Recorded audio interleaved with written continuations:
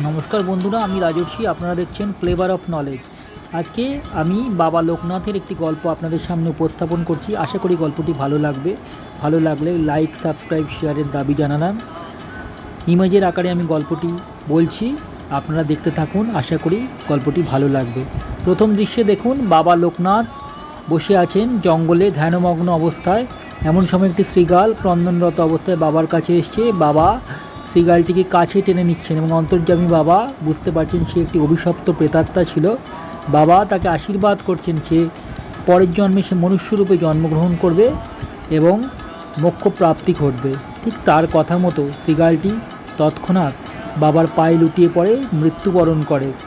এরপরে বেশ কিছুদিন পরে শৃগালটি মনুষ্যরূপে জন্মগ্রহণ করছে। দেখুন দৃশ্যে দেখা যাচ্ছে। এরপরে বাচ্চাটি বড় হচ্ছে, সে খুব ধর্মভীরু, বাবার আশীর্বাদপ্রাপ্ত ধর্মভীরু তো হবেই। এরপরের দৃশ্যে আমরা দেখতে পাচ্ছি একটি মেলায় গেছে, আনন্দে আছে বাচ্চাটা। এমন সময় হঠাৎই বাবা লোকনাথের সাথে দেখা হয়েছে। বাবা লোকনাথ তার জন্ম বৃত্তান্ত তার মা বাবাকে বললে তারাও অবাক হয়ে যাচ্ছে।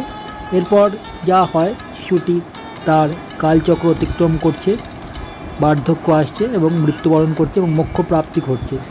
এই গল্প থেকে আমরা বুঝতে পারি বাবা লোকনাথ কতটা দয়ালু ছিলেন, দয়াশীল ছিলেন। সবাই বলুন জয় বাবা লোকনাথের জয়।